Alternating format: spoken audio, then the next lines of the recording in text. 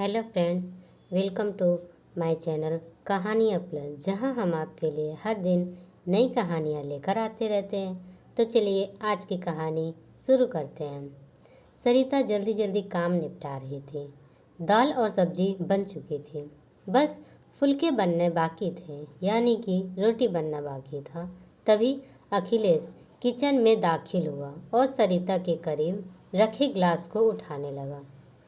उसने जानबूझकर सरिता को हौले से स्पर्श करते हुए गिलास उठाया और पानी लेकर बाहर निकल गया। सरिता की धड़कनें बढ़ गई। एक नशा सा उसके बदन को महकाने सा लगा।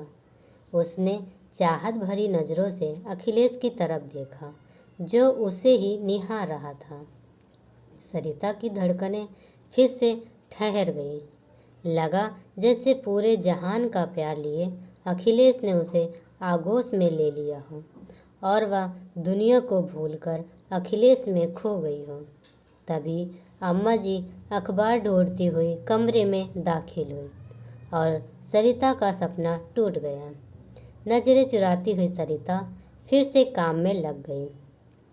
सरिता अखिलेश के यहाँ खाना बनाने का काम करती है। अम्मा जी का बड़ा बेटा शिवांश और बहू जॉब पर जाते हैं। छोटा बेटा अखिलेश भी एक आईटी कंपनी में काम करता है। उसकी अभी शादी नहीं हुई है और वह सरिता की तरफ आकर्षित है। 24 साल की सरिता बेहद खूबसूरत और बहुत समझदार है।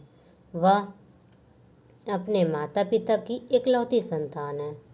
माता पिता ने उसे बहुत लाड़ प्यार से पाला है। एमए तक पढ़ाया भी है, मगर घर की हालात सही नहीं होने की वजह से उसे दूसरों के घरों में खाना बनाने का काम शुरू करना पड़ा।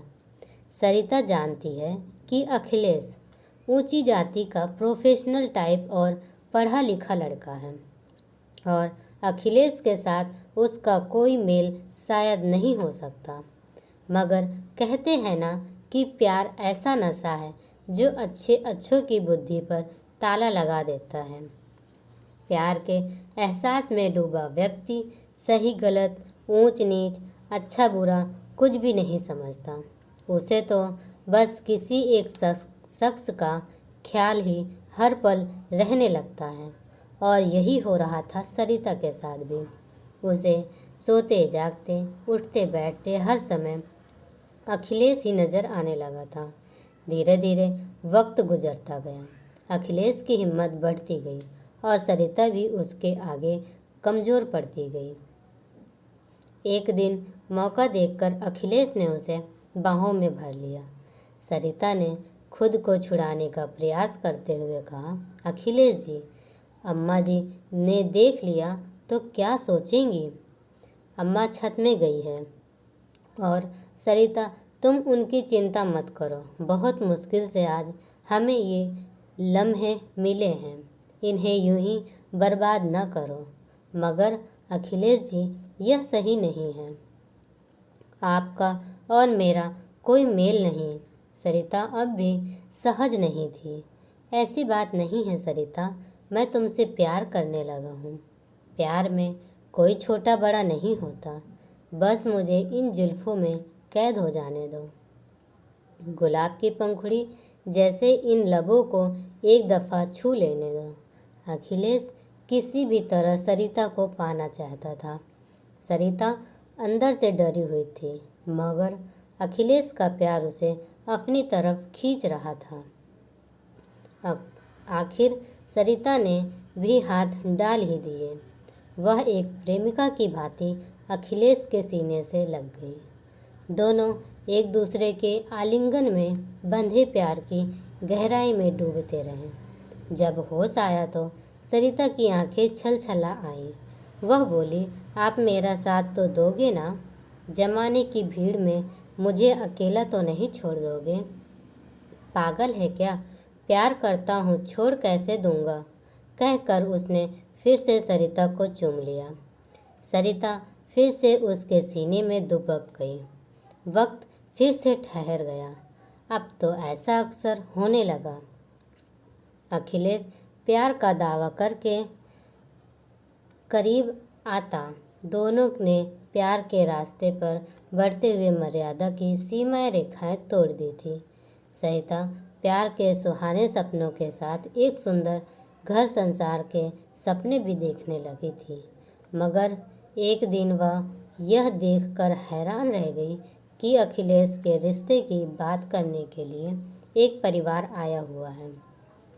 माँ बाप के साथ एक आधुनिक, आकर्षक और स्टाइलिश लड़की बैठी थी। अम्मा जी ने सरिता से कुछ खास बनाने की गुजारिश की तो सरिता ने सीधा पूछ लिया, ये कौन है अम्मा जी? ये अपने अखिलेश को देखने आए हैं। इस लड़की से अखिलेश की शादी की बात चल रही है। सुंदर है ना लड़की? अम्मा जी ने पूछा तो सरिता ने हाँ में सिर हिला दिया। उसके दिलो दिमाग में तो एक भूचाल सा आ गया था। उस दिन घर जाकर भी सरिता की आंखों के आगे उसी लड़की का चेहरा घूमता रहा। आंखों से नींद कोसों दूर थी। अगले दिन जब अखिलेश के घर खाना बनाने गई तो सबसे पहले मौका देखकर उसने अखिलेश से बात की। ये सब क्या है अखिलेश जी? आपकी शादी की बात चल रही है। आपके घर वालों को हमारे प्यार की बात क्यों नहीं बताई? नहीं सरिता, अपने प्यार की बात मैं उन्हें नहीं बता सकता। मगर क्यों? क्योंकि हमारा प्यार समाज स्वीकार नहीं करेगा। मेरे माँ बाप कभी नहीं मानेंगे कि एक नीची जाति की लड़की से शादी करूं। अखिलेश ने बेशर्मी से कहा। तो फिर प्यार क्यों किया था आपने? शादी नहीं करनी थी तो मुझे सपने क्यों दिखाए? तड़प कर सरिता बोली। देखो सरिता, समझने का प्रयास करो। प्यार हम दोनों ने किया है। प्यार के लिए केवल हम दोनों की रजामंदी चाहिए थी। मगर शादी एक सामाजिक रिश्ता है। शादी के लिए समाज की अनुमति भी चाहिए। शादी तो मुझे घर वालों के कहे अनुसार ही करनी होगी। यानी प्यार नहीं, आपने नाटक किया है मेरे साथ। मैं नहीं, केवल मेरा शरीर चाहिए था। क्यों? क्या था मुझसे कि कभी अकेला नहीं छोड़ोगे? मैं तुम्हें अकेला कहाँ छोड़ रहा हूँ सरिता। मैं तो अब भी तुमसे प्यार करता हूँ मेरी जान। यकीन करो, हमारा यह प्यार हमेशा बना रहेगा। शादी भले ही उससे कर लूँ मगर हम दोनों पहले की तरह ही मिलते रहेंगे। हमारा रिश्ता वैसा ही चलता रहेगा। मैं हमेशा तुम्हारा बना रहूँगा। अखिलेश ने सरिता को कसकर पकड़ते हुए कहा। सरिता को लगा जैसे हजारों बिच्छुओं ने उसे पकड़ रखा हो। वह खुद को अखिलेश के बंधन से आज़ाद कर काम में लग गई। आंखों से आंसू बहे जा रहे थे और दिल रो रहा था। घर आकर वह सारी रात सोचती रही। अखिलेश की बेवफाई और अपनी मजबूरी उसे रह रहकर कचोट रही थी। अखिलेश के लिए भले ही यह प्यार तन की भूख थी मगर उसने तो मन से चाहा था ना, तभी तो अपना सब कुछ समर्पित कर दिया था। इतनी आसानी से वह अखिलेश को माफ़ नहीं कर सकती थी। उसके लिए सज़ा तो देनी ही होगी। वह पूरी रात यही सोचती रही कि अखिलेश को सबक कैसे सिखाया जाए। आखिर उसे समझ आ गया कि अखिलेश से बदला कैसे ले सकती है। अगले दिन से ही उसने बदले की पाठ कथा लिखनी शुरू कर दी। उस दिन वह ज़्यादा ही बन संवर कर अखिलेश के घर खाना बनाने पहुंची। अखिलेश शाम 5 बजे के शिफ्ट में ऑफिस जाता था। अम्मा जी हर दूसरे दिन 12 बजे से 4 बजे तक के लिए मंदिर जाती थी। पिताजी के पैर में तकलीफ थी, इसलिए वे बिस्तर पर ही रहते थे। आज अम्मा जी का मंदिर जाने का दिन था। 12 बजे उनके जाने के बाद वह अखिलेश के पास चली आई और उसका हाथ पकड़कर बोली, अखिलेश जी, आपके शादी की बात सुनकर मैं दुखी हो गई थी, मगर अब मैंने खुद को संभाल लिया है। शादी से पहले इन दिनों मैं भरपूर एंजॉय करना चाहती हूँ। आपकी बाहों में खो जाना चाहती हूँ। अखिलेश की तो मन मांगी मुराद पूरी हो रही थी। उसने झट से सरिता को करीब खींच लिया।